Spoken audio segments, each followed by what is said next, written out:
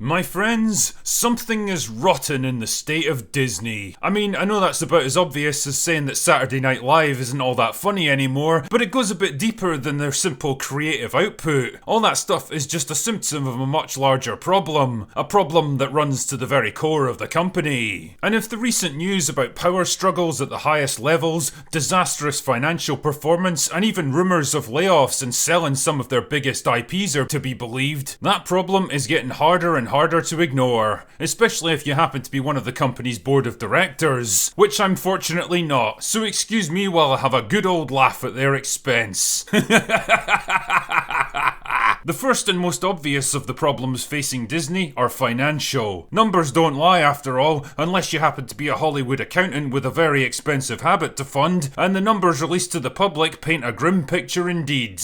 Over the past 2 years, Disney's share price has declined almost 50% from an all-time high of nearly $200 a share in early 2021 to just $110 in the present day. Damn, at one point it was down to less than $90 a share. You don't need to be a financial whiz kid to know that that's a disastrous fall in value, and it reflects the growing lack of investor confidence in the company. So how exactly did this happen? Well, for a start, Disney's been losing money. Badly. Their strategy of buying up every single studio and IP on the market at huge expense and absorbing them into their generic, corporatized monopoly was a great idea in theory, assuming that the things they bought actually turned a profit. And well, the two flagship IPs bought under the Disney banner are Marvel and Star Wars, obviously, and in Marvel's case, it definitely seemed like a good investment at first. The MCU ballooned into the biggest cinema franchise in history, making frankly embarrassing amounts of money for Disney. Well, until recently at least. The problems didn't really begin until Phase 4. Black Widow, Shang-Chi, and the Eternals all failed to break even. Thor, Love and Thunder, and Wakanda Forever were, at best, muted successes that totally didn't justify the $250 million that got invested into each. Let's be real here, earning $760 million at the box office against a $250 million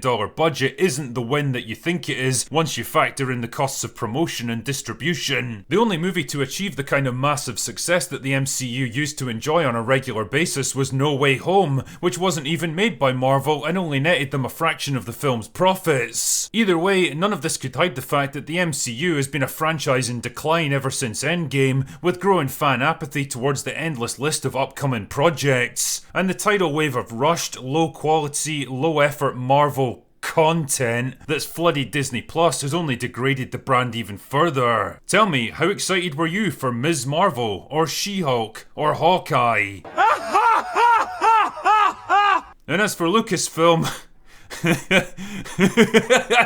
Let me ask you a question. When was the last time you saw a Star Wars movie at the cinema? Do you really think we'd be seeing a 4-year gap if Rise of Skywalker had made billions of dollars? Let's be honest, the financial trajectory of the sequel trilogy was almost as depressing as taking a walk down the high street in Glen Rothes. And if that wasn't bad enough, Solo became the first Star Wars feature film in history to actually lose money. It's pretty obvious that Disney's hopes of building the Star Wars brand into a second MCU that they could farm for insane amounts of cash turned out to be about as realistic as Natalie Portperson's arms in Love and Thunder. That's right, Nat. Why go to the gym when you can let computers do all the work for you?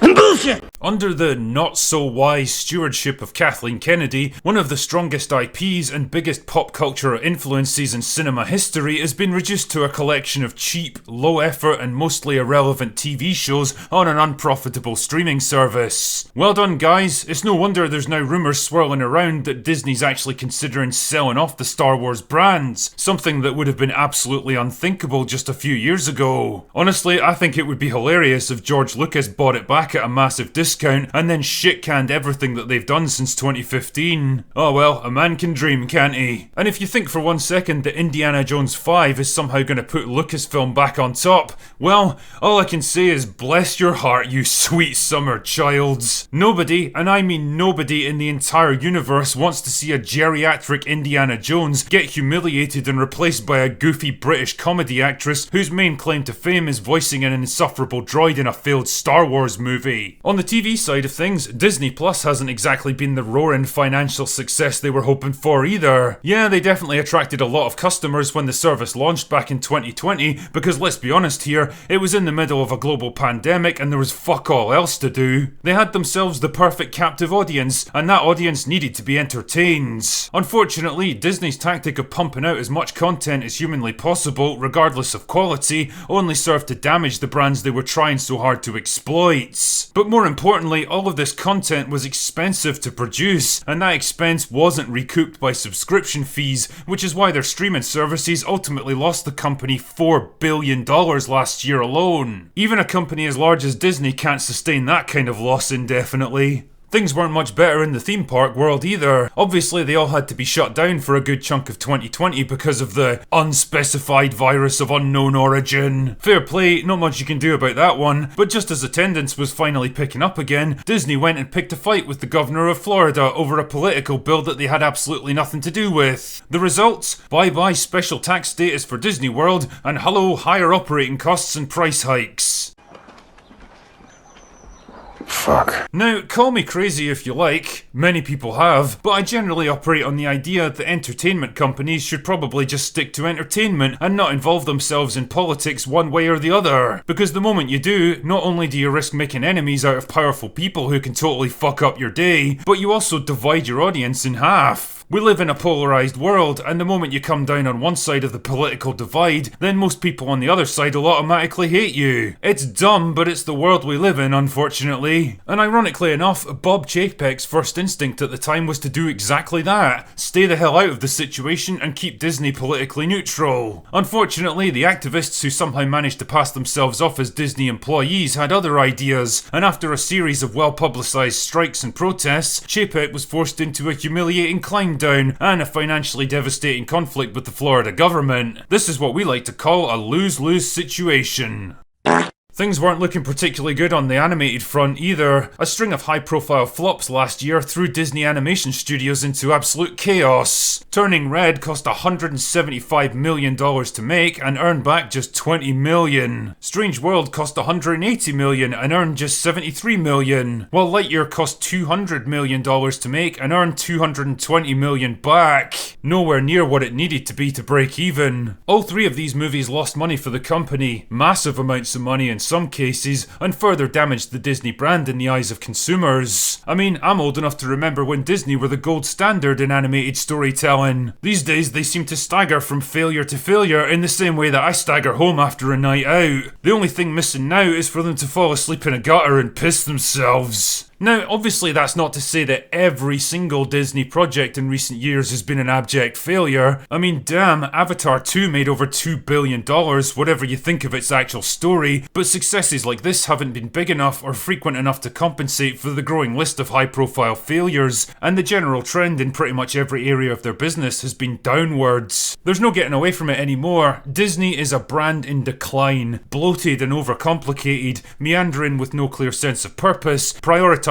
quantity over quality, bereft of original ideas and coasting instead on former successes, and getting caught up in divisive political controversies that are just bad for business. But hey, for every action, there's a reaction, and it turns out that a Disney reaction comes hard and fast, just like me with Tatiana. First came the news that Bob Chapek was out as CEO, which Disney helpfully announced in the middle of the night on a Sunday. Damn, there's ninja assassins that aren't as brutally efficient at dispatching people as these guys. And in his place, Bob Iger was once more king of the Disney Hill and given the mission of making the company profitable again. I guess we're just going to ignore the fact that Iger was largely responsible for the problems that Chapek spent most of his tenure trying and failing to solve.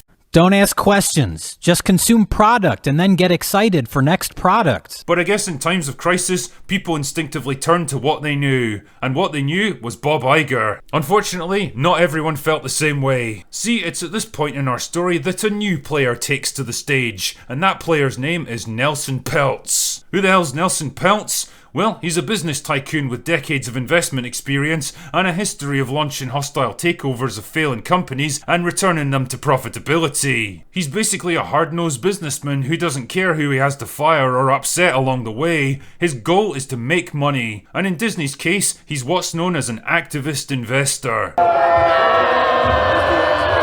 No, not that kind of activist. Those are the kinds of people that got Disney into the situation they're in. Peltz could see the writing on the wall when Bob Iger was reinstated as CEO, and his solution is to replace him with someone more capable and efficient. The problem is, he needs a seat on the board of directors first, hence the campaign that he's launched. Restore the Magic. The aim of this thing is to sway enough of the board to vote out one of their own members so that he can take their place and use his newfound power to call for a vote of no confidence in Iger. And by all accounts, he's actually gaining a lot of traction here. See, funnily enough, it turns out that most investors with a big stake in a company care less about ideology and more about actually making money.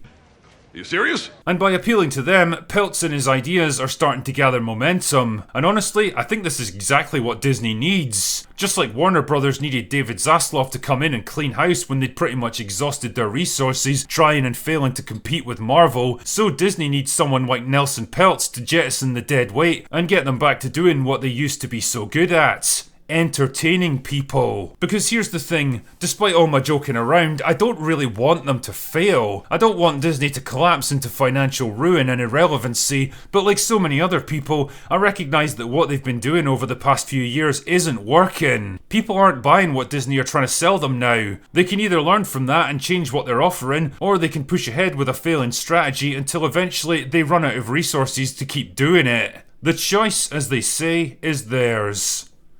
Anyway, that's all I've got for today. Go away now.